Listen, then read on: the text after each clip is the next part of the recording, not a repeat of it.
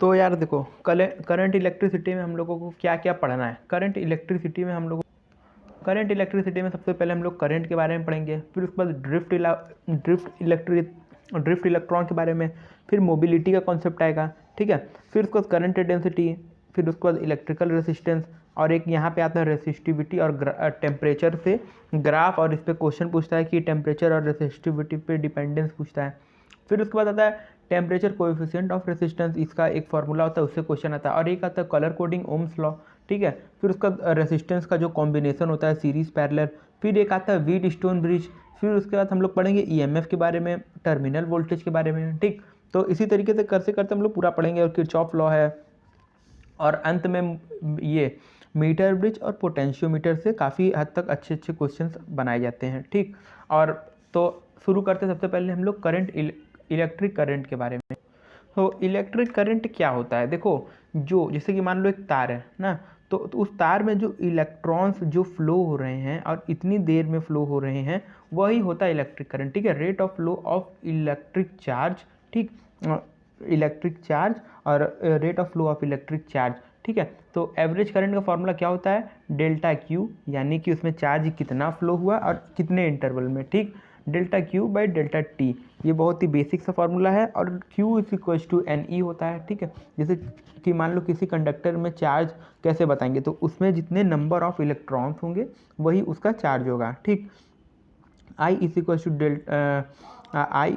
To delta Q by delta T is equals to N E by T. और फिर उसके बाद ये याद रख लेना, area under I T curve.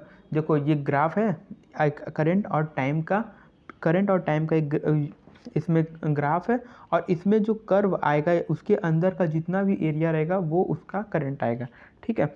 और उसके बाद direction of electric current is along the direction of flow of positive charge, यानी कि जैसे कि मान लो ये एक वायर है, इसमें इलेक्ट्रॉन यानी कि निगेटिव चार्ज ऐसे बह रहा है, तो इसमें करंट का जो डायरेक्शन होगा वो इसके अपोजिट होगा, यानी कि इसके मतलब कि अगर ई इधर जा रहा है तो पॉजिटिव चार्ज इधर जा रहा है, तो करंट जो है वो पॉजिटिव चार्ज के डायरेक्शन के अलॉन्ग जाएगा और निगेटिव चार्ज के अपोजिट जाएगा। इलेक्ट्रिक करंट हैज़ डायरेक्शन, ठीक, but don't follow vector sum rule, ठीक। इसका कहने का सीधा सीधा ये मतलब है कि जैसे हम लोग फोर्सेस में पढ़े थे, जैसे कि ये मान लो फोर्स का एक डायरेक्शन है, फोर्स का ये दूसरा डायरेक्शन है, ठीक। और उसके बाद अब अगर पूछा जाए इसका रिजल्टेंट फोर्स, तो वो इस तरीके से आएगा। और वो किस तरीके से आता है, F net is equals to root F1 plus root F2, ठीक, इस तरीके से आता था। Root F1 F2 plus 2 F1 F2 cos theta, ये फॉर्मूला लगता था।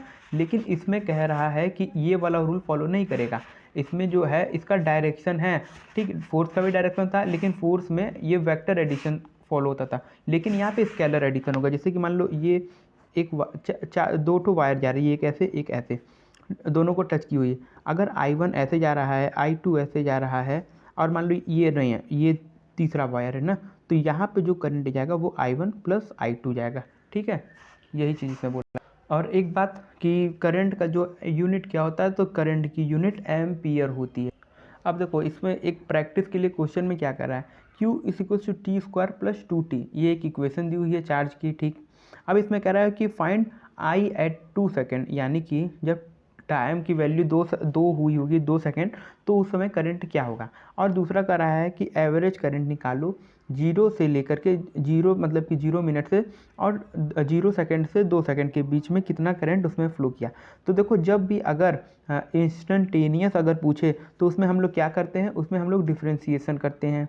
और अगर एवरेज पूछेगा तो हम लोग फाइनल माइनस इनिशियल करेंगे। तो बस I इज इक्वल्स टू, मतलब कि अभी हम लोग फॉर्मूला पढ़े थे, I is equals to delta Q by delta T, ठीक है। तो यहाँ पे और क्या हो सकता है, D Q by D T, बस ये फॉर्मूला पुट करेंगे D Q by D T. और फिर उसके बाद जब हम लोग इसको डिफ्रेंशिएट करेंगे तो 2 आगे t और 2 माइनस 1 तो 2t प्लस, और फिर यहाँ पे 2t, t हट जाएगा, t माइनस 1 तो 2t प्लस 2। आप लोगों को डिफ्रेंशिएशन इंटीग्रेशन तो आता ही होगा, तो इसको सॉल्व करेंगे और t की वैल्यू फिर 2 पुट कर देंगे, यहाँ हो जाएगा 4 प्लस 2 6 एम्पियर।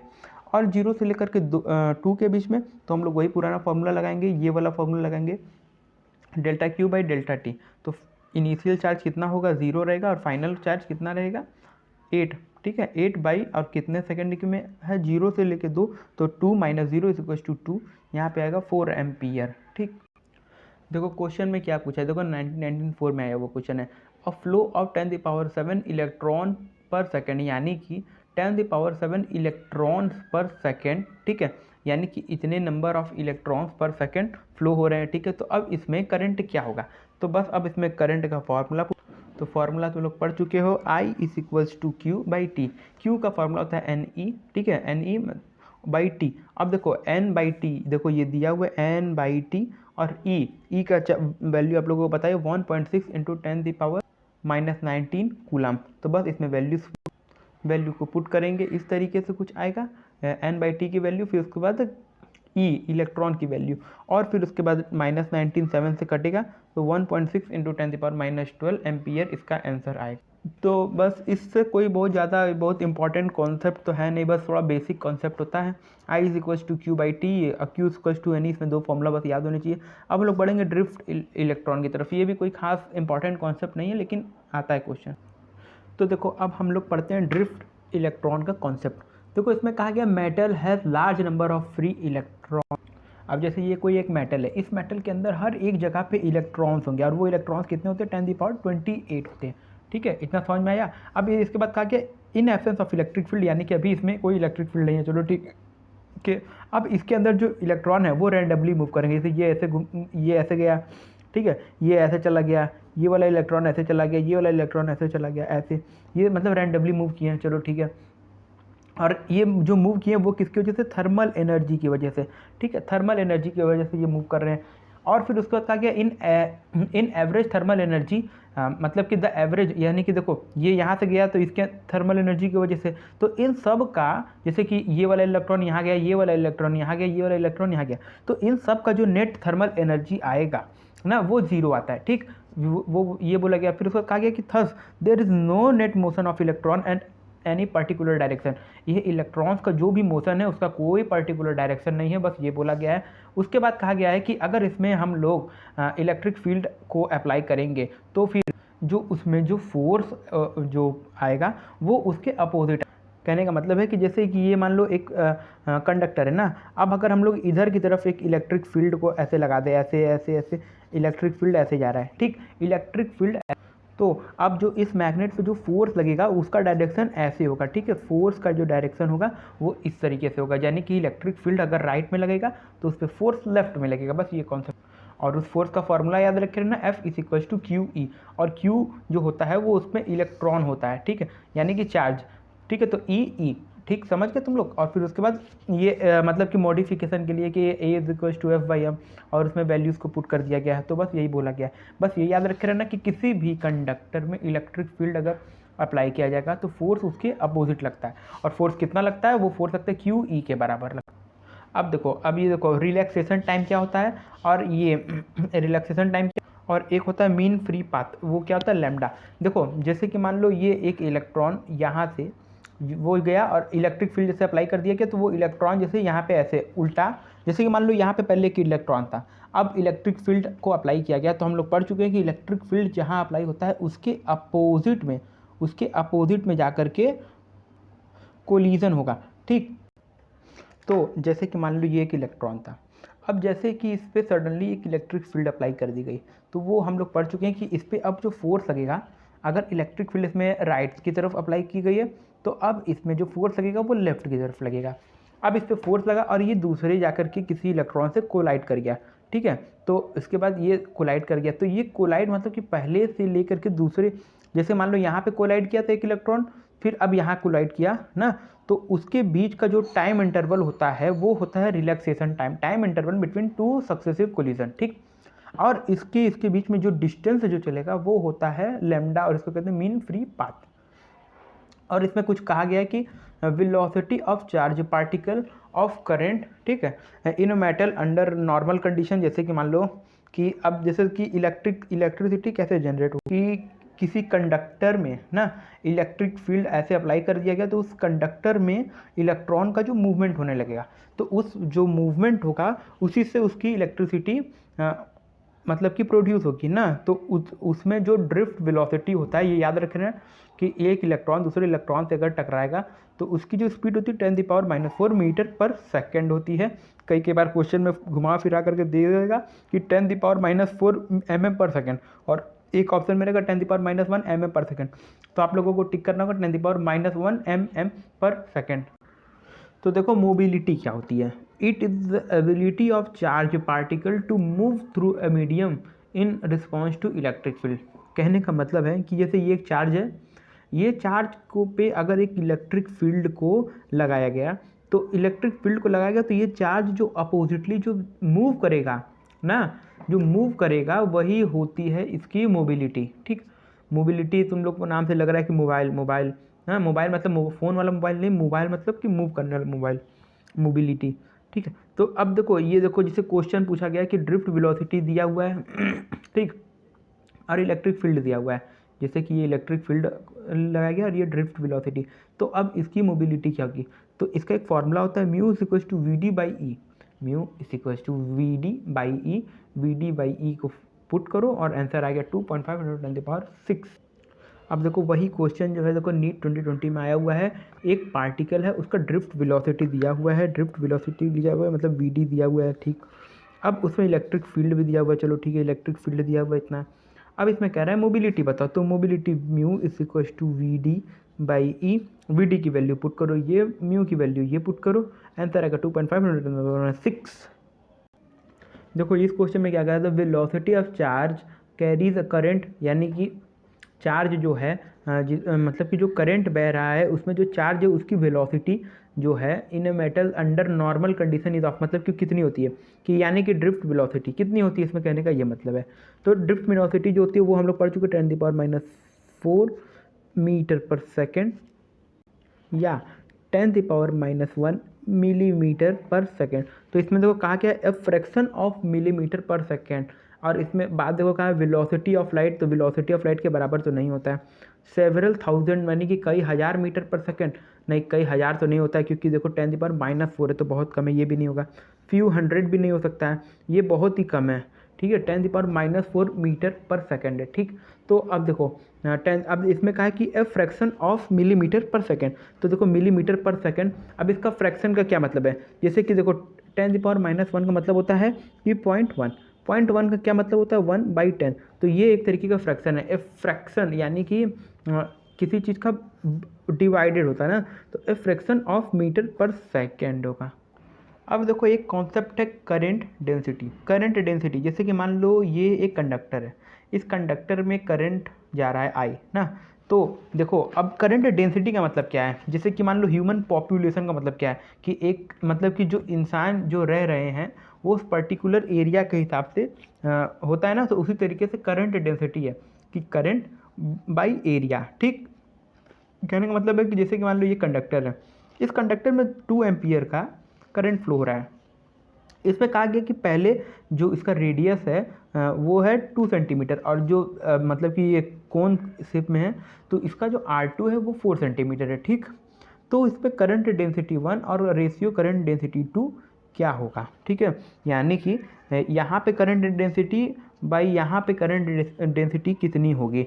तो देखो करंट डेंसिटी निकालने के लिए हम लोग को फार्मूला है कि G is equal to I/A, तो डायरेक्ट लिखो J1/J2। ठीक, या सिंपल मेथड में करें तो J1 अगर निकालेंगे तो I कितना है 2 बाई एरिया कितना है, एरिया देखो एरिया पूरा मत रखो क्योंकि रेशियो निकालना है, क्योंकि देखो एरिया का फॉर्मूला होता है A is equal to πr², तो ये पाई कांस्टेंट है तो r का स्क्वायर।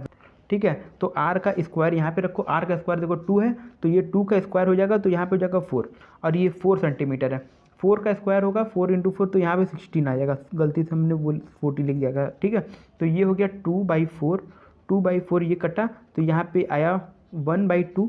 ठीक, और 2/16 कटा तो यहाँ पे आया 1/8। अब दोनों का रेशियो रख दो, तो वैल्यू पुट करोगे तो J1 की वैल्यू 1/2 आ गई, J2 की वैल्यू 1/8, 1 यहाँ और 8 ऊपर चला जाएगा, दोनों को काट दो तो J1/J2 आ गया 4:1। ठीक, तो देखो यार करंट इलेक्ट्रिसिटी में हम लोग इलेक्ट्रिक करंट पढ़ लिया है, ड्रिफ्ट इलेक्ट्रॉन पढ़ लिया, मोबिलिटी का भी कॉन्सेप्ट पढ़ लिया, करंट डेंसिटी का भी हम लोगों ने फॉर्मूला पढ़ लिया। ठीक, अब हम लोग पढ़ने वाले हैं इलेक्ट्रिकल रेसिस्टेंस के बारे में। तो देखते हैं इलेक्ट्रिकल रेसिस्टेंस। जैसे कि मान लो ये एक कंडक्टर है, हम लोग इलेक्ट्रिकल रेसिस्टेंस के बारे में पढ़ रहे हैं कि जैसे कि मान लो ये एक कंडक्टर है, इस कंडक्टर में एक बैटरी को लगा दिया गया 20 वोल्ट की। ठीक, अब उसमें से करंट पास जब किया, जब उसमें से करंट बहा और जब वो कंडक्टर से जब वो करंट बहेगा तो उसमें रेसिस्टेंस कितना होगा। तो एक बहुत ही सिंपल सा फॉर्मूला होता है V is equals to I R. ये फॉर्मूला याद रखो, ये फॉर्मूला तुम लोगों को याद होगा भी जो लोग नीट की तैयारी कर रहे हैं। इस फॉर्मूले से R is equals to V by I ना, तो इतना रेसिस्टेंस इस कंडक्टर में होगा। बस ये इसका कहने का मतलब था।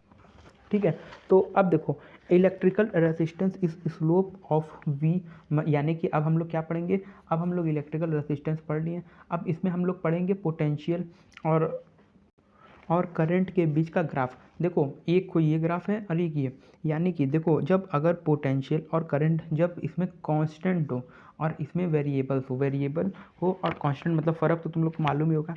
तो देखो कांस्टेंट का जो ग्राफ बनेगा वो बिल्कुल स्ट्रेट लाइन होगा, वेरिएबल का जो होगा वो थोड़ा सा कर्व होगा। ठीक, और देखो ये दो ग्राफ याद रख रहे ना, एक ग्राफ है आई वर्सेस वी का, तो उसमें देखो एक्स और वाई, जैसे कि मान लो ये दो कर्व आ गए ना, तो देखो जिसका स्लोप ज़्यादा होगा उसका रेसिस्टेंस कम होगा। ये इंपॉर्टेंट याद रखे रहना कि आई और वी, देखो वी आई का नहीं है, आई और वी में जिसका स्लोप ज़्यादा, जैसे एक्स वाले का स्लोप ज़्यादा है इसका रेसिस्टेंस कम है, वाई वाले का स्लोप कम इसका रेसिस्टेंस ज़्यादा। कहने का मतलब ये है कि इलेक्ट्रिकल रेसिस्टेंस और में मतलब कि अगर V और I का दो ग्राफ नीट एग्जाम में पूछता है, कांस्टेंट का ग्राफ इस तरीके से बनता है, तो ये जो है ये एक तरीके का कांस्टेंट का ग्राफ है। ठीक, तो कांस्टेंट में अगर दो स्लोप दे दिया x और y, तो जिसका कर्व ज़्यादा होगा उसका रेसिस्टेंस कम होगा, जिसका कर्व कम होगा उसका रेसिस्टेंस ज़्यादा होगा। और ये I और V के ग्राफ का है। V और I के केस में ऐसा नहीं होगा। V अगर मान लो यहाँ पे V होता है यहाँ पे I होता है, तो जिसका कर्व ज़्यादा उसका रेसिस्टेंस ज़्यादा। IV याद रखे रहना, IV। अब देखो ये एक ग्राफ दिया हुआ है, एक करंट और वोल्टेज के बीच का ग्राफ है। तो इसमें देखो कुछ पॉइंट दिया हुआ है B, A, B, C, D, E। ठीक, अब इसमें बोला गया है कि I और V के बीच का ग्राफ है, तो identify the portion corresponding to negative resistance, यानी कि निगेटिव रेसिस्टेंस किसका होगा। तो यार देखो जिसका स्लोप नीचे की तरफ होगा उसका रेसिस्टेंस निगेटिव होगा। जैसे को A और B, तो इसका स्लोप ऐसे बनेगा। ठीक, इसका स्लोप ऐसे बना, एक सेकेंड, हाँ, तो देखो ए और बी के बीच का स्लोप ऐसे बनेगा, बी और सी के दो पॉइंट मिलाओगे तो इसका स्लोप ऐसा बना, यानी कि स्ट्रेट लाइन। और देखो सी और डी जो है इसका स्लोप ऐसे बनेगा, डाउनवर्ड। तो जब जिसका स्लोप नीचे बनेगा उसका जो वोल्टेज, उसका जो रेसिस्टेंस होगा वो निगेटिव होगा, तो सी डी का निगेटिव आएगा। ये एक छोटा सा क्वेश्चन याद रख लेना, 1999 में आया हुआ है। रेसिस्टेंस ऑफ डिस्चार्ज ट्यूब, यानी कि डिस्चार्ज ट्यूब जो होता है उसका जो रेसिस्टेंस होता है वो नॉन ओमिक होता है। नॉन ओमिक का मतलब है कि ओम्स लॉ को फॉलो नहीं करता। अब देखो नेक्स्ट कॉन्सेप्ट है रेसिस्टिविटी या स्पेसिफिक रेसिस्टेंस। देखो इसका ये फॉर्मूला तुम लोगों को याद रखे रहना, क्योंकि इस चैप्टर में से इस फॉर्मूले से क्वेश्चन आने के जो चांसेस होता है बहुत ज़्यादा होता है। तो देखो रेसिस्टिविटी क्या होता है, resistivity of material is the resistance of wire of that material of unit length cross section. जैसे कि डेंसिटी का फॉर्मूला तुम लोग को मालूम था, डेंसिटी जो होता था वो मास बाय वॉल्यूम होता था।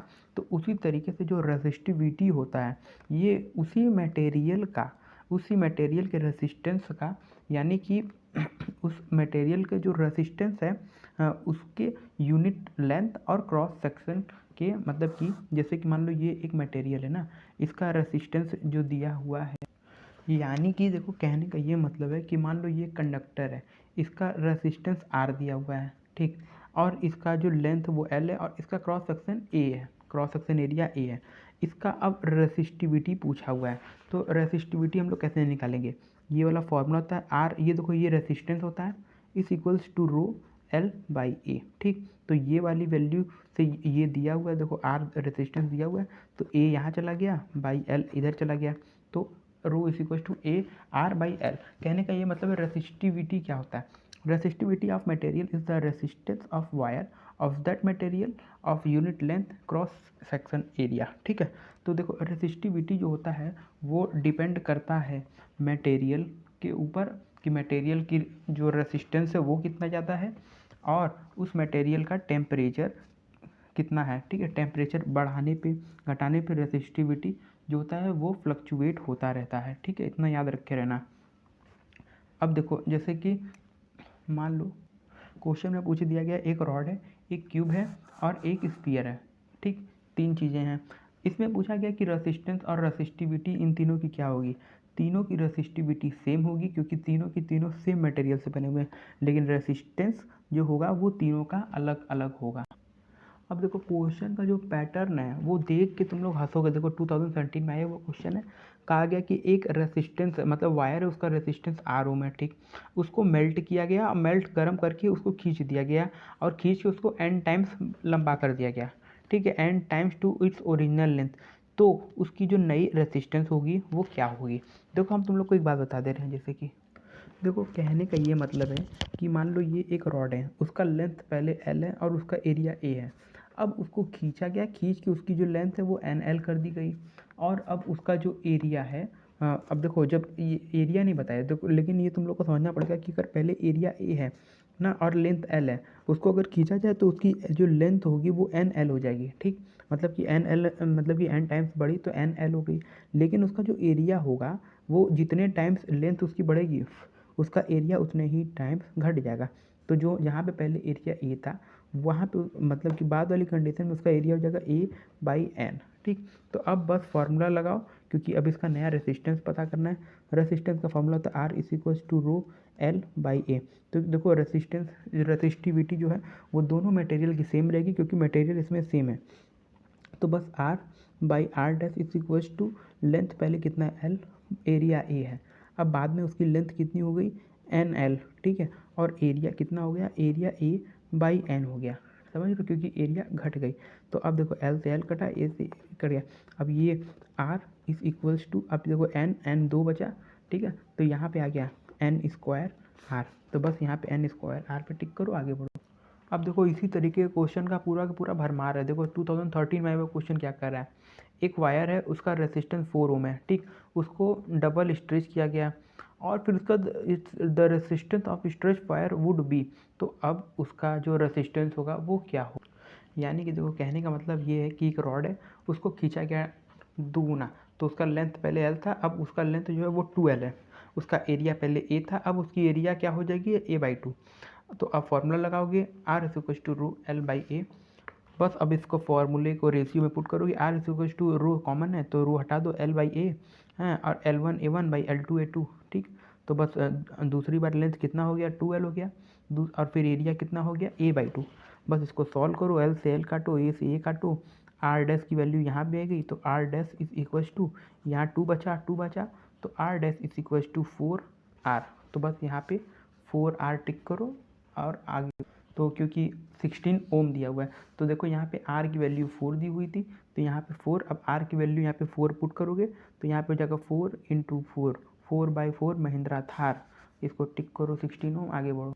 अब देखो 2008 में आया हुआ क्वेश्चन क्या कर रहा है, a wire of certain material. ठीक, स्ट्रेच स्लोली बाई 10%। उस वायर एक वायर है जिसको 10% खींच दिया गया, तो अब उसका न्यू रेसिस्टेंस और स्पेसिफिक रेसिस्टेंस क्या होगा। तो देखो पहले बता दे रहे हैं स्पेसिफिक रेसिस्टेंस यानी कि रो जो होगा वो रिमेन सेम रहेगा।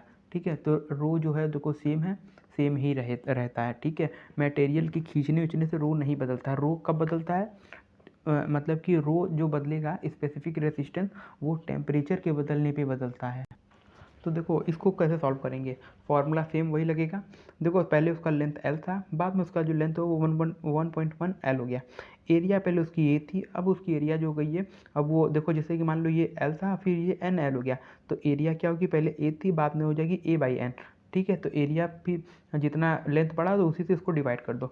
अब रेसिस्टेंस का फॉर्मूला रख दो, आर इज इक्वल टू रो जो है वो सेम रहेगा क्योंकि मटेरियल नहीं बदला। तो अब देखो R is equal to L by L1 A1 बाई L2 A2। ठीक है, तो देखो एल बाई ए, एल से एल काट दो, ए से ए काट दो, तो अब वैल्यूज़ को जो पुट हुआ होगा 1.1 इंटू 1.1, तो तुम लोग को मालूम होगा कि 11 इंटू 11 क्या होता है, 121, 121 होता है। ठीक है, तो यहाँ पे कितना हो जाएगा, R dash is equals to 1.21 R। ठीक, तो यही इसका वैल्यू आएगा, 1.2 टाइम्स जो है वो बढ़ जाएगा।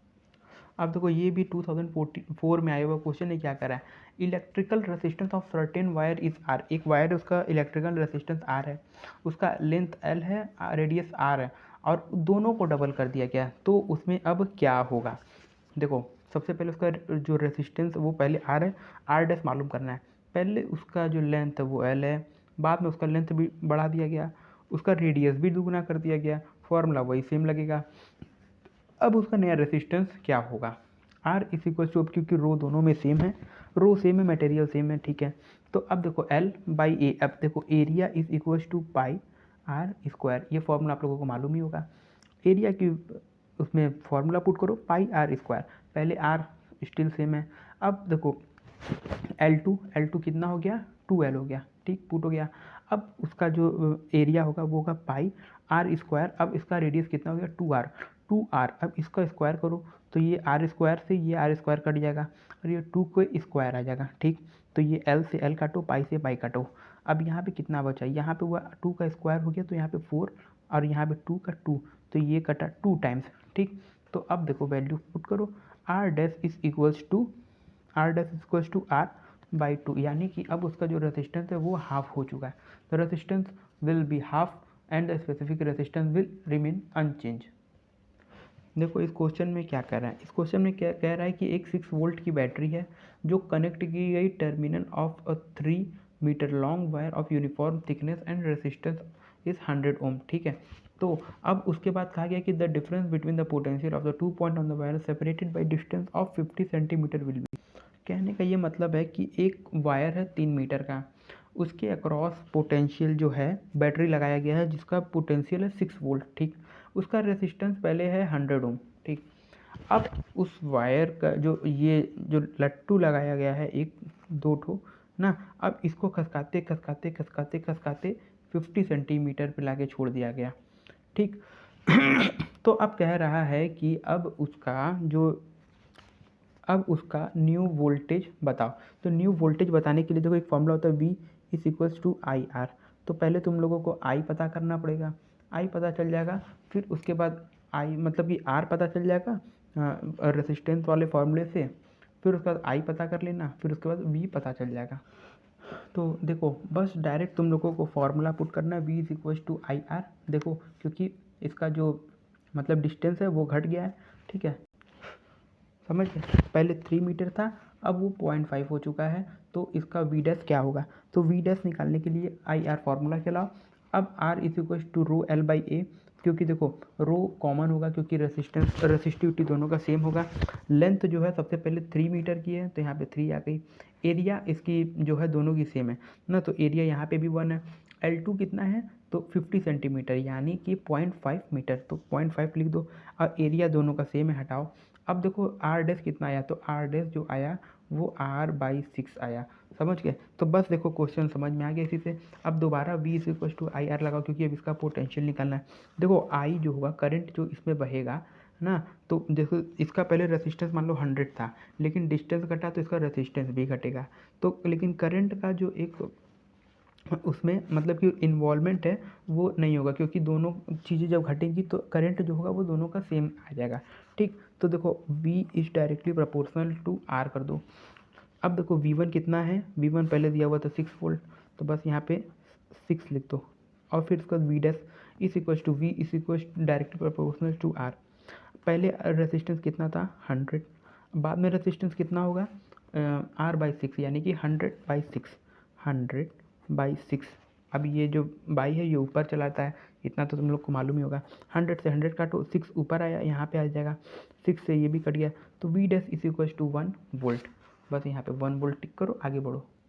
देखो 1997 में आया हुआ क्वेश्चन क्या करा है, 3 वायर है कॉपर की, ठीक है, तीनों का लेंथ और क्रॉस सेक्शनल एरिया दिया हुआ है।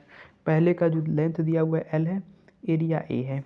दूसरे वाले का 2L है, एरिया जो है वो A बाई 2 है, ठीक। तीसरे वाले का L बाई 2 है और एरिया जो है वो 2a। तो रेसिस्टेंस मिनिमम किसका होगा? तो रेसिस्टेंस का फॉर्मूला तुम लोग को मालूम ही होगा कि R इज इक्वल्स टू रो को कांस्टेंट हटाओ L/A, यानी कि जिसका लेंथ ज़्यादा होगा और एरिया कम होगा उसका रेसिस्टेंस ज़्यादा होगा। पहले वाले का LA यानी कि सेम, तो इसका मान लो 1 है। दूसरे वाले का 2L है, यानी कि लेंथ ज़्यादा है, एरिया कम हो गया, A/2 हो गया, तो इसका मान लो 4 हो गया। दूसरे वाले का लेंथ कम हो गया, एरिया बढ़ गया, तो इसका तो सबसे कम हो जाएगा, तो इसका 0.5 हो जाएगा। कैलकुलेट कर लेना। तो इसका जो होगा wire of cross sectional area 2A जो है उसका मिनिमम होगा, यानी कि 2A वाले का मिनिमम होगा। हम मैक्सिमम सोच लिए, तो मिनिमम किसका होगा? जिसका क्रॉस सेक्शनल एरिया 2A है। ठीक, अब अपने हाथों का सौर्य प्रदर्शन दिखाते हुए ये दोनों प्रीवियस ईयर क्वेश्चन को सॉल्व कीजिए और रेसिस्टिविटी से आए हुए टॉपिक का हर एक क्वेश्चन का आप लोगों ने खात्मा कर दिया हुआ है। अब देखो ग्राफ फॉर रेसिस्टिविटी और टेम्परेचर के बीच का ग्राफ देखो, ये बहुत इंपॉर्टेंट है। कंडक्टर, एलॉय और सेमीकंडक्टर तीनों के लिए क्या ग्राफ बनता है याद रख रहे हैं। कंडक्टर का एग्जांपल हो गया, जैसे Cu हो गया है ना, एल्यूमिनियम हो गया, सिल्वर हो गया, तो ये सब जो कंडक्टर के एग्जांपल होते हैं। एलॉय में क्या होते हैं? मैग्नीन, निक्रोम, ये दो इंपॉर्टेंट याद रखे ना। सेमी कंडक्टर में क्या होते हैं? कार्बन। याद होना चाहिए भाई।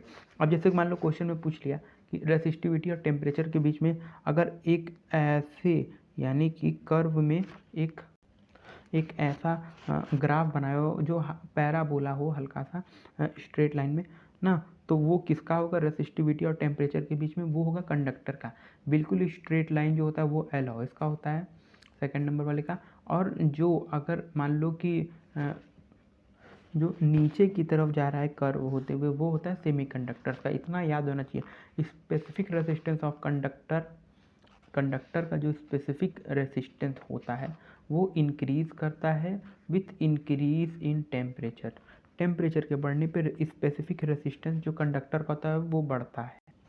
अब देखो चारों ऑप्शन टिक इसलिए है क्योंकि एक ऑप्शन पे टिक सही ऑप्शन पे हमने पहले किया हुआ था, तो चारों कर दिए ताकि तुम लोग कंफ्यूज हो जाओ, कुछ तो सोचो। तो इसमें पूछ रहा है कि Cu का ग्राफ कौन सा होगा। तो देखो रेसिस्टिविटी और टेम्परेचर के बीच में जो ग्राफ स्ट्रेट मतलब कि जा रहा था। और सो गाइस, अभी तक करंट इलेक्ट्रिसिटी में हम लोगों ने इलेक्ट्रिक करंट से लेकर के टेम्परेचर कोएफिशिएंट ऑफ रेजिस्टेंस तक पढ़ लिया है। अब हम लोग पढ़ने वाले कलर कोडिंग के बारे में। तो देखो कलर कोडिंग में बहुत ही इजी तरीके से हम लोग कैसे पढ़ सकते हैं। सबसे पहले देखो black, brown, red, orange, yellow ऐसे करके एक पूरा का पूरा जिसे लिखना है। ठीक है, उसके बाद 3 ठो कॉलम बनाना है, एक हो ए का, बी का, सी का। ए वाले ए बी सी बनाना है। ब्लैक का जो रहता है उसका वैल्यू, जिसे 2 वैल्यू सबकी लिखनी है ना, और दोनों सेम रहेगी, और जो सेम वैल्यू रहेगी उसके पावर में भी रहेगी 10 द पावर। ठीक है, जैसे कि ब्लैक है, इसका वैल्यू 0 है ना, और फिर उसके बाद इसका बी कॉलम में भी 0 रहेगा, सी कॉलम में इसका 10 द पावर 0। ठीक है, उसी तरीके से सबका वही हाल है कि ब्राउन का 1 है, रेड का 2 है, ऑरेंज का 3, इस तरीके से। अब इसको याद करने के लिए जैसे ऐसे याद कर लेना, BBRO या ग्रीन ब्लू वॉयलेट। ठीक है, इस तरीके से। और फिर लास्ट में क्या आएगा? ग्रे और वाइट। ठीक है, BBRO मतलब कि एक आदमी है, अपनी बीबी से कर BBRO, आरो वाटर मतलब BBRO या ग्रीन ब्लू वॉयलेट। ठीक है, इतना ही बस याद रखे रहना। फिर लास्ट में क्या लिखना रहेगा? Grey white GW। ठीक है, बस इस तरीके से याद रखे रहना। और बी से हो जाएगा ब्लैक, और फिर बी से हो जाएगा ब्राउन। तो देखो सबसे पहले ऊपर सबसे डार्क है, सबसे डार्क क्या होता है? ब्लैक कलर होता है। थोड़ा उससे लाइट क्या हो जाता है? उससे लाइट आता है ब्राउन। ठीक, और उससे भी ज़्यादा लाइट, उससे भी ज़्यादा मतलब कि ब्राउन से भी ज़्यादा लाइट हो जाता है ब्लू।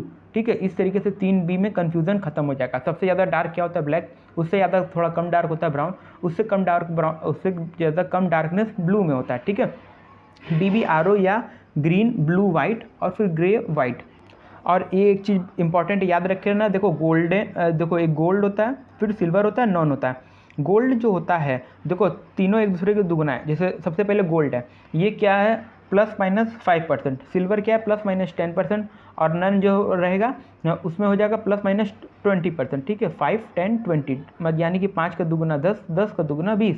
ठीक है, 5, 10, 20 याद रखे रहना। सबसे पहले होता है गोल्ड, क्योंकि गोल्ड सबसे महंगा होता है।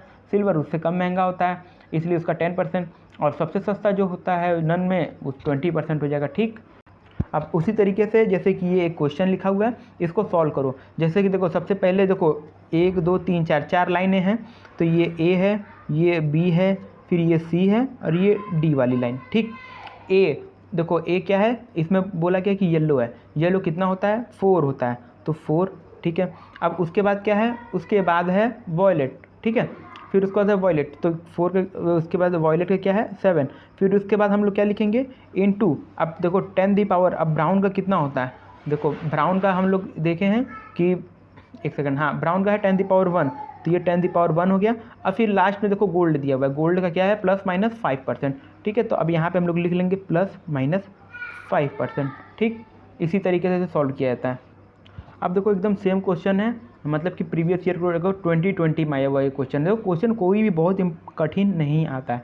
देखो क्या दिया हुआ है, 4 ठो बैंड बनाए हुए हैं, येलो, वॉयलेट, ब्राउन और गोल्ड। ठीक, अब इसके बाद देखो येलो का हम लोग पढ़ चुके थे, येलो का क्या होता है, तो अब इसको हम लोग अपने याद किए हुए ट्रिक से याद करेंगे। तो याद करो BBRO या, ठीक है, BBRO या ग्रीन ब्लू वॉयलेट। ठीक है, तो उसमें से अब देखो सबसे पहले क्या है, येलो है, BB, तो एक सेकंड, हाँ तो देखो BBRO या, तो ये देखो ये 0 था, 1 2 3 4, तो ये 4 हो गया। ठीक है, येलो। फिर उसके बाद वॉयलेट, BBRO या ग्रीन ब्लू वॉयलेट, तो ये 4 था, 5 6 7 7, तो ये 47 हो गया।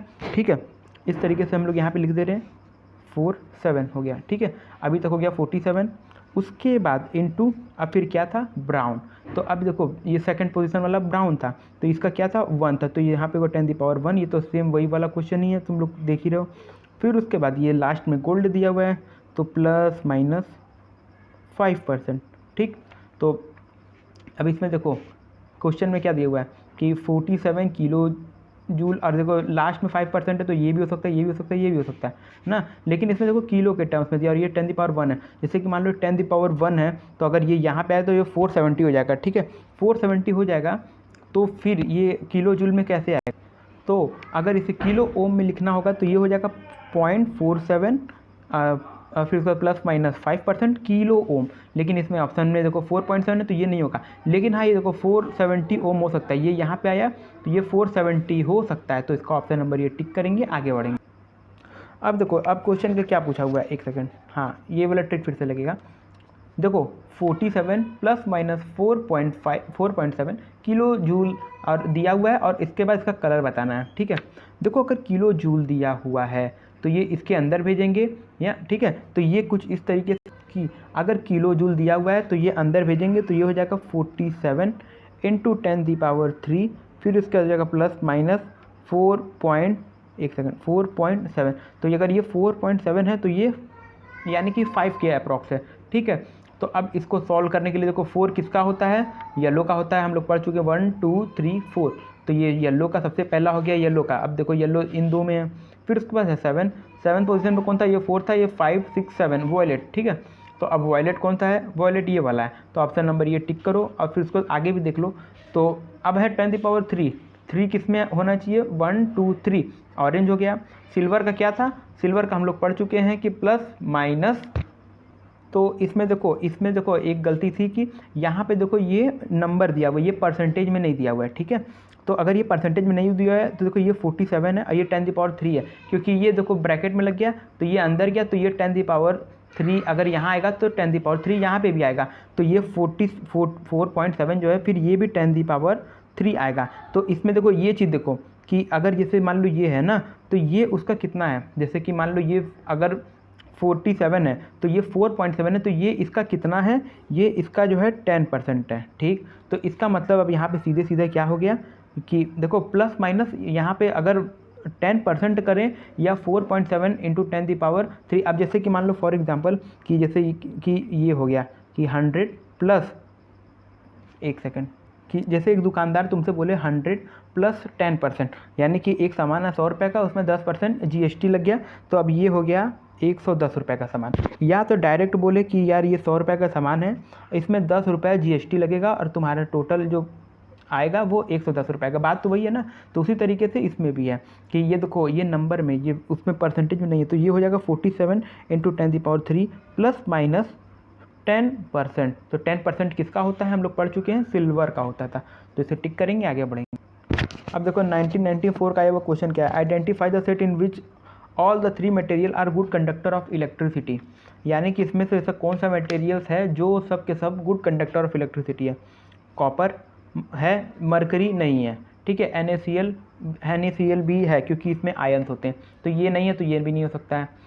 और फिर इसमें देखो मरकरी नहीं है, हाँ, और जर्मेनियम का भाई ये भी सेमी कंडक्टर शायद होता है ना। इसमें पूछा है गुड कंडक्टर, और देखो यहाँ पे देखो कॉपर है, और ये है Ag का मतलब होता है ये सिल्वर, और Au का मतलब होता है गोल्ड। तो ये तीनों की तीनों गुड कंडक्टर ऑफ इलेक्ट्रिसिटी हैं, तो इसे टिक करेंगे, आगे बढ़ेंगे।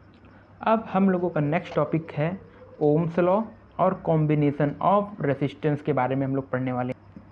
अब देखो ओम्स लॉ क्या होता है। ओम्स लॉ का कोई डायरेक्ट एप्लीकेशन क्वेश्चन तो नहीं आता है, लेकिन ये मतलब कि बहुत सारे क्वेश्चन में इसका यूज़ ज़रूर होता है, ठीक है। तो देखो ओम्स लॉ का होता है V is equals to I R. V क्या होता है, पोटेंशियल होता है, I क्या होता है, करंट होता है, R क्या होता है, रेसिस्टेंस होता है। और एक बात याद रख लेना, V और I जो होता है ग्राफ, V और I के बीच का जो ग्राफ होता है वो क्या देता है, वो करंट देता है, ठीक है। और कंडक्टिविटी का फॉर्मूला याद रख लेना, J is equals to sigma E। E क्या है, इलेक्ट्रिक फील्ड है, और ये सिग्मा क्या होता है, ये उसका डेंसिटी होता है, ठीक है। और ये कंडक्टिविटी होता है J से डिनोट होता है। अब देखो कॉम्बिनेशन ऑफ रेसिस्टेंस में दो केस होते हैं। एक तो होता है रेसिस्टेंस जब सीरीज़ में अटैच होते हैं, दूसरे केस में रेसिस्टेंस जो होते हैं वो पैरेलल में अटैच होते हैं। जो सीरीज़ वाले हैं वो देखो एकदम सामने सामने होते हैं, पैरेलल वाले एक दूसरे के पैरेलल में होते हैं, मतलब ये कोई उसका वो। तो सीरीज़ का स्ट्रक्चर ऐसा होता है, पैरेलल का स्ट्रक्चर ऐसा होता है, आप लोगों को वीडियो में दिख रहा है। अब देखो इम्पॉर्टेंट बात क्या है कि देखो जैसे कि मान लो ये एक बैटरी लगी हुई है, अब यहाँ से करंट ऐसे जा रहा है, करंट ऐसे जा रहा है, ठीक है। तो इसमें ये इम्पॉर्टेंट होता है कि इसमें जो एक सेकंड, हाँ, current is same in all resistor. यानी कि जैसे कि मान लो अगर यहाँ पे 2 एम्पियर का करंट जा रहा है, तो रेसिस्टेंस 1, रेसिस्टेंस 2 और 3 तीनों रेसिस्टेंस में करंट जो होगा वो 2 एम्पियर का जाएगा, ठीक, ये बात याद रखे रहना। लेकिन इस वाले केस में इसमें देखो करंट इज डिवाइडेड, यानी कि जैसे कि मान लो ये दो और मतलब कि मान लो कि ये आर रेसिस्टेंस का रेसिस्टेंस लगा हुआ है, ठीक। अगर यहाँ से I एम्पियर जा रहा है तो करंट तीनों में I1, I2, I3 बट जाएगा, ठीक। यहाँ पे करंट सेम था I, यहाँ पे I1, I2, I3 में बट गया, ठीक। लेकिन यहाँ पे पोटेंशियल जो है वो बटेगा। जैसे कि मान लो ये एक बैटरी है ना, अब यहाँ से यहाँ तक, जैसे मान लो ये एक V वोल्ट की बैटरी है, तो यहाँ से यहाँ तक ये पूरा के पूरा पोटेंशियल V होगा, लेकिन एक पर रेसिस्टेंस में क्या होगा, V/3। जैसे कि मान लो अगर तीनों सेम हैं, तीनों अगर R रेसिस्टेंस के हैं, तो तीनों में जो पोटेंशियल होगा वो V/3 होगा, ठीक। लेकिन यहाँ पे पैरेलल में है, तो यहाँ पे भी पोटेंशियल V है, यहाँ पे भी पोटेंशियल V है, यहाँ पे भी पोटेंशियल V रहेगा, ठीक है। ये बात याद रखे रहना, सीरीज में I is same in all resistance, potential is divided, ठीक। और पैरेलल वाले में पोटेंशियल इज सेम और I इज डिवाइडेड। अब सीरीज और पैरेलल वाले का फॉर्मूला आप लोगों को याद होना चाहिए, ठीक। देखो सीरीज में जब रहेगा तो R इक्विवेलेंट जो होगा वो R1, R2, R3 हो जाएगा, ठीक है, R1 plus R2 plus R3। Parallel में होगा तो 1/R equivalent is equal to R 1/R1 plus 1/R2 plus 1/R3। अब देखो इस क्वेश्चन में पूछा क्या हुआ है, अ सर्किट कंटेन एमीटर, एक सर्किट है जिसमें एमीटर लगा हुआ है, और फिर उसके बाद वो जो एमीटर है battery of 30 volt and resistance of 40.8 ohm all are connected in series. यानी कि एक सर्किट है जिसमें एमीटर और एक बैटरी और एक रेसिस्टेंस सीरीज में कनेक्टेड है, ठीक है। If the ammeter has coil resistance, मतलब एमीटर का एक कॉइल है, यानी कि एमीटर का जो रेसिस्टेंस है वो इतना है, और उस एमीटर को एंड संटेड ऑफ 20 ओम, यानी कि अब उस रेसिस्टेंस को एमीटर को संट कर दिया गया 20 ओम पे, तो अब उस एमीटर की रीडिंग क्या होगी। यानी कि देखो कॉन्फ़िगरेशन कुछ ऐसा होगा कि एक 40.8 ओम का एक रेसिस्टेंस है, और ये पूरा के पूरा ये जो है एक एमीटर है। और एक बात याद रखे रहना, जो एमीटर होता है उसका काम जो होता है करंट को नापना होता है, और वोल्ट मीटर जो होता है उसका काम जो होता है वो वोल्टेज को नापना होता है। नाम से ही लग रहा है, एमीटर यानी कि करंट, वोल्ट मीटर यानी कि वोल्टेज। ठीक है। तो ये पूरा का पूरा एक एमीटर है जो कि 480 ओम का है और उसको 20 ओम से शंट किया गया है, ठीक है। और उस 30 वोल्ट की बैटरी से कनेक्टेड सीरीज़ में सब के सब है, ठीक। अब उसके बाद कहा गया है कि रीडिंग ऑफ एमीटर यानी कि करंट कितना बहेगा। देखो सब के सब आंसर जो है एम्पियर में, तो यानी कि यहाँ पे कितना करंट बहेगा बस यही पूछा हुआ है। तो सबसे पहले तो हम लोग इसका इक्विवेलेंट रेजिस्टेंस निकालेंगे। दोनों के दोनों पैरेलल में है, तो पैरेलल का अगर इक्विवेलेंट रेजिस्टेंस तो देखो आर इक्विवेलेंट पैरेलल में है तो निकालेंगे तो कुछ इस तरीके से आएगा, ठीक है। 1/480 प्लस 1/20 इसको सॉल्व करेंगे, आर इक्विवेलेंट आएगा 19.2 ओम। तो अब ये जो इतना है 19.2 ओम हो गए और ये जो है ये 40.8 ओम है। अब ये दोनों एक दूसरे से सीरीज, तो अब इसको ये जो आया है ये 19.2 ओम आया हुआ है, तो ये यहाँ पे लिखा गया, ठीक। अब ये दोनों एक दूसरे के सीरीज़ में, सीरीज़ को किस तरीके से जोड़ते हैं, R equivalent is equal to R1 plus R2।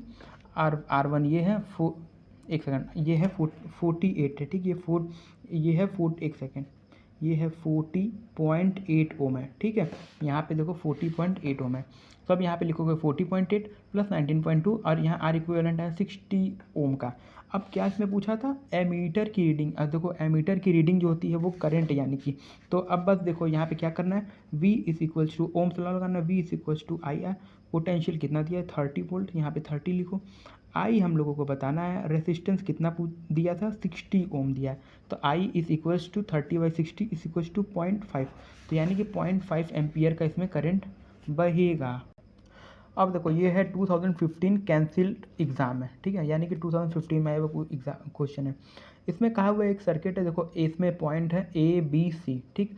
ABC जो है वो वोल्ट मीटर से, अब देखो वोल्ट मीटर का काम क्या होता है, वोल्टेज को मेजर करना, और इन सब का जो रेसिस्टेंस है वो है R, A का है R और फिर B का है 1.5 और C का है 3R, ठीक है, ठीक है।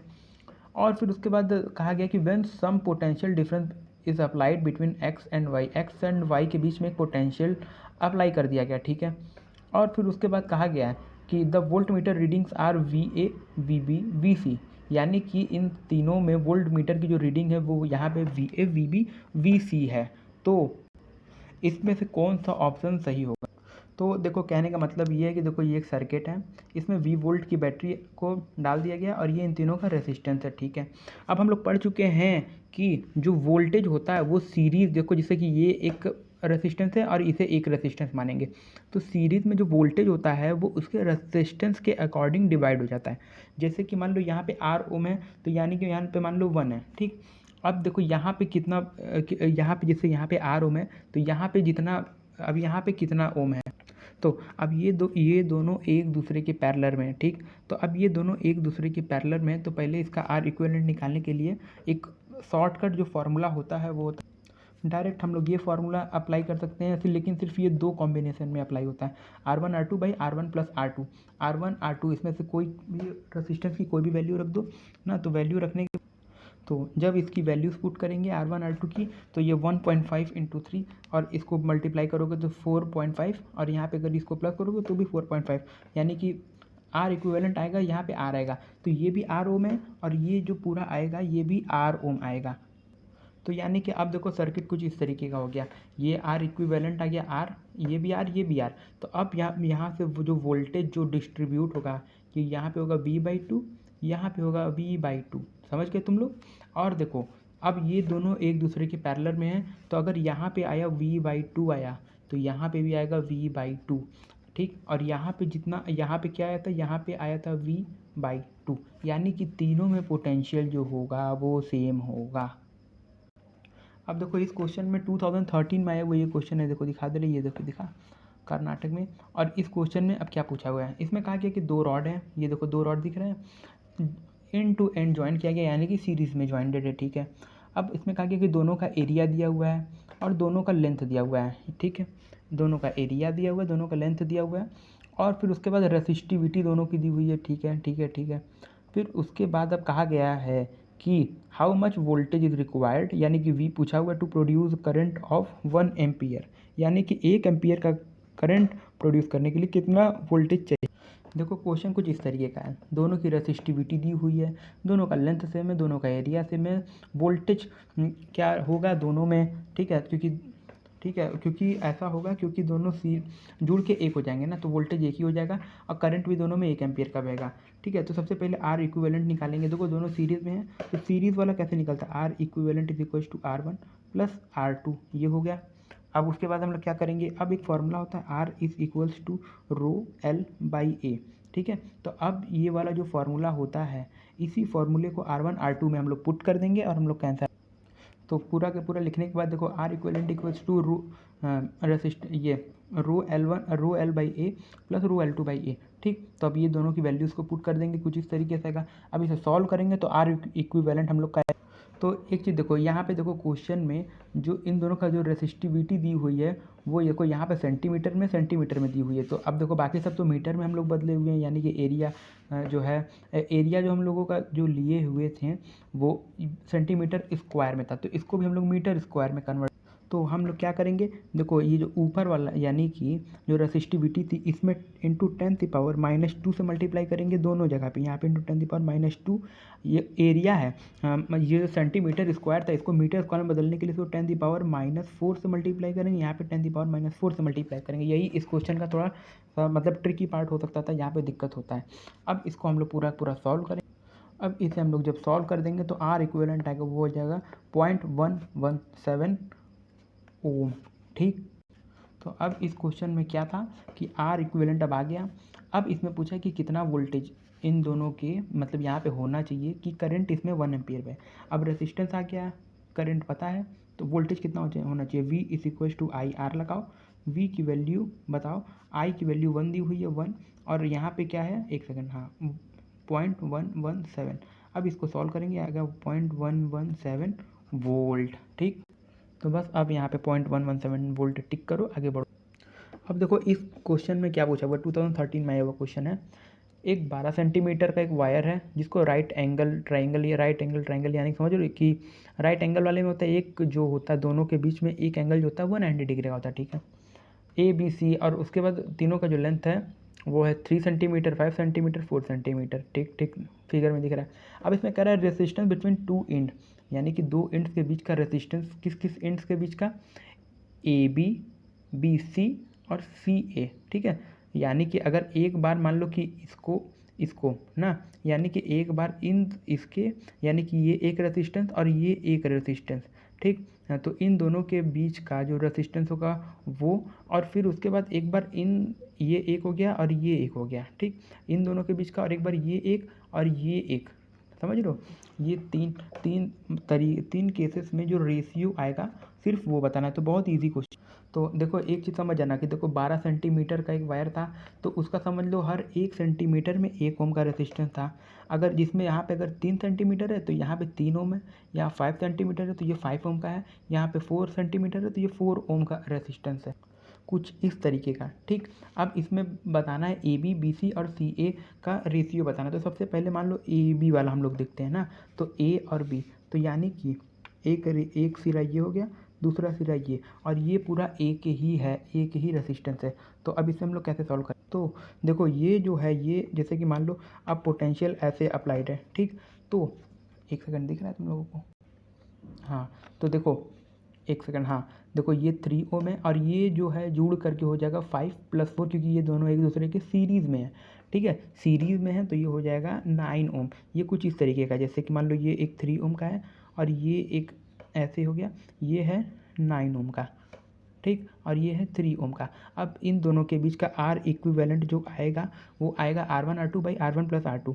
तो 9 × 3 कितना हो गया, 27/9 + 3। ठीक है, तो ये आ गया 9, 10, 11, 12 कुछ इस तरीके से। तो RAB जो आया है, A और B के अप्रॉक्स जो रेजिस्टेंस आया वो 27/12 ओम आया। चलो ठीक है, अब इसके बाद जो अब हम लोग निकालेंगे RBC का। ठीक, तो अब ये लाइन है B और C। ठीक है, तो अब यानी कि अब इसको ऐसे ऐसे कर लो। अब ये जो हो गया ये सीरीज़ में हो गया, ये उसके पैरेलल हो गया। तो कहने का मतलब है कि जैसे कि मान लो ये एक हो गया 3 + 5, ये हो गया 8 ओम, और नीचे वाला जो रेसिस्टेंस है वो है 4 ओम। अब ये दोनों एक दूसरे के पैरेलल में हैं, तो RBC जो हुआ वो, हाँ 8 × 4 कितना होता है, 8 4 या 32/8 + 4, 8 + 4 कितना हो गया, 12 हो गया, तो ये आर बी सी जो है 32/12 ओम। इसी तरीके से आर सी ए निकाल, तो जब हम लोग आर सी ए निकालेंगे अपने मेथड से निकालना, वो आएगा 35/12। अब हम लोगों को क्या करना है, तीनों का रेशियो बताना है। तो आप देखो, अब तीनों की वैल्यूज पुट करो। अब देखो 12 12 12 कट जाएगा, रेशियो है कि 27 32 35। अब इसमें से देखो टिक करो, 27 32 35 टिक करो, आगे बढ़ो। अब देखो इस 2009 में आए हुए प्रीवियस ईयर क्वेश्चन में क्या कहा है, एक वायर है जिसका रेसिस्टेंस जो है वो 12 ओम पर मीटर है। देखो याद रख, ये चीज़ ध्यान से पढ़ना है, 12 ओम नहीं दिया है, 12 ओम पर मीटर दिया है। उसको मोड़ा गया है, मोड़ करके उसको एक सर्कल बनाया गया है, और उस सर्कल का जो रेडियस है वो 10 सेंटीमीटर है। रेसिस्टेंस बिटवीन इस, अब देखो इसमें कहा गया resistance between its two diametrically opposite point, यानी कि दोनों एक दूसरे के आमने सामने पॉइंट जो हैं उसके बीच का रेसिस्टेंस बनाओ। यानी कि अब देखो एक रेसिस्टेंस R1 ये हो गया, R2 ये हो गया, ठीक है। तो अब ये दोनों क्या है, एक दूसरे के पैरेलल कॉम्बिनेशन में अटैच हैं। तो अब देखो जैसे कि एक सर्कल है, सर्कल का जो पूरा के पूरा बाहर का एरिया नहीं, जो सर्कल का जो सर्कमफ्रेंस होता है, यानी कि ये जो लाइनिंग है ना, तो वो जो होता है वो होता है 2πr एक सर्कल का। लेकिन अब इसका आधा आधा करना है ना, तो जैसे कि मान लो ये एक L1 लेंथ का है, ये L2 लेंथ का है, तो इसका जो लेंथ रहेगा वो 2πr, क्योंकि पूरे सर्कल का होता है सर्कल का आधा, 2πr/2। 2 से 2 काट दो, यहाँ पे भी 2 से 2 काट दो, तो L1 L2 आ गया, ठीक। अब L1 L2 जितना होगा ना, अब रेसिस्टेंस भी उतना होगा। जैसे कि क्या करना रहेगा, तो अब क्या करेंगे कि जैसे ये लेंथ आ गया ना, तो ये जो लेंथ आ गया इसमें अब ये 12 ओम पर मीटर जो है ना, तो 12 से मल्टीप्लाई कर देंगे, तो 12 से मल्टीप्लाई कर देंगे तो R1 और R2 आ जाए। तो बस अब देखो R1 और R2 निकल आया। अब इन दोनों का पैरेलल कॉम्बिनेशन कर देना है। पैरेलल कॉम्बिनेशन में कि जैसे कि इसको सॉल्व करोगे, अब देखो पैरेलल कॉम्बिनेशन में अगर दो है और दोनों के दोनों सेम है, तो एक का आधा जो होता है वही उसके बराबर आ जाएगा, ठीक है। तो इसको सॉल्व करोगे तो जैसे कि मान लो ये हो जाएगा 6 हो गया, ठीक। तो 6 × 3 या तो देखो ऑप्शन में, देखो दो ऑप्शन ऐसे भी हैं जिसमें पाई की वैल्यू रखी हुई है, तो पाई की वैल्यू जो 3.14 है ना, इसको रहने दो, ठीक। तो अब इसका डायरेक्ट आधा कर दो, तो ये हो गया 6 और यहाँ पे आ गया 0.1, तो ये होगा 0.66 पाई, ठीक है। तो देखो 0.6 पाई एक आंसर में, इसे टिक करो और आगे बढ़ो। अब देखो ये बहुत ही ज़्यादा अच्छा क्वेश्चन है, ठीक है, बहुत धमाकेदार क्वेश्चन है।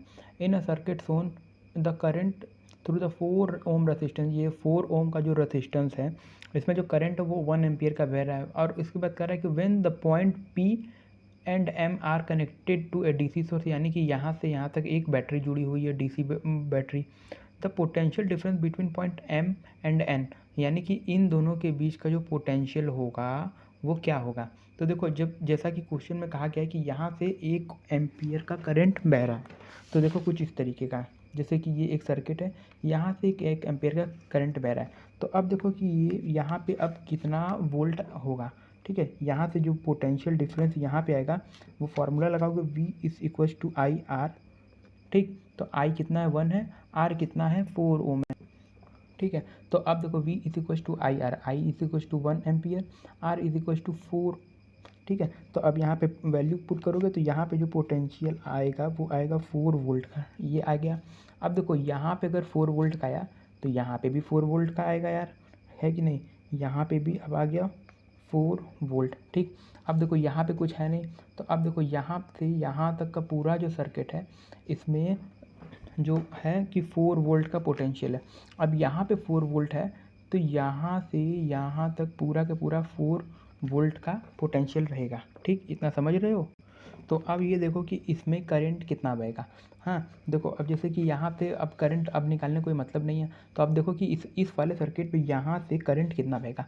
तो सबसे पहले तो R इक्विवेलेंट निकालेंगे। देखो 0.5, तो इसका जो R इक्विवेलेंट, अब इसको जब हटाने, अगर ये जुड़ जाएगा, मतलब हटा नहीं रहे, मतलब कि ये इसमें अगर पैरेलली अगर इसका R इक्विवेलेंट देखेंगे तो 0.5/2 हो जाएगा, ठीक है। क्योंकि R1 R2/R1 + R2 करके यहाँ पे जो रेसिस्टेंस आएगा वो आएगा 0.25 ओम। अब ये 0.25 है और ये 1 ओम है, यानी कि R इक्विवेलेंट यहाँ पे जो आएगा वो आएगा 1.2 ओम, ठीक है। ये यहाँ पे एक 1.2 ओम का रेसिस्टेंस आएगा। अब इसमें करंट कैसे निकालेंगे, तो सीधा सीधा फार्मूला पुट कर लेंगे, V=IR।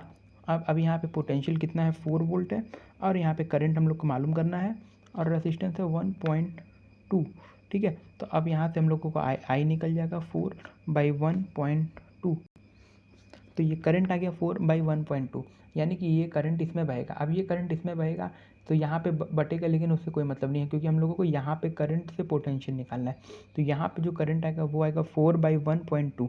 अब यहाँ पे पोटेंशियल निकालने के लिए बस फॉर्मूला चला देंगे, V=IR। अब यहाँ पे करंट कितना बह रहा है, 4/1.2, ये आया। थोड़ा सा हैंड राइटिंग अच्छा रखो, 4/1.2। अब यहाँ पे रेजिस्टेंस कितना दिया हुआ है, 1 ओम। तो अब इसको सॉल्व करो, सॉल्व करने के बाद इसका आंसर आ जाएगा, 3.2 वोल्ट आएगा। अब देखो वीडियो पॉज करो, ये दोनों क्वेश्चन को खुद से सॉल्व करो, ये वाला रहने दो ना, बस ये वाला क्वेश्चन जो है वो खुद से सॉल्व करना, या एक सेकंड, वो नहीं, ये वाला पॉइंट, ठीक है। ये दोनों क्वेश्चन को तुम लोग खुद से सॉल्व करना, ठीक। इस वाले क्वेश्चन को आप लोगों को खुद से सॉल्व करना है, गिने चुने 2-3 क्वेश्चन आप लोग खुद से सॉल्व कर लो, ठीक है। ये क्वेश्चन सॉल्व कर, इस वाले क्वेश्चन को भी तुम लोगों को खुद से सॉल्व करना है, ठीक है। बहुत ही अच्छा क्वेश्चन है ये।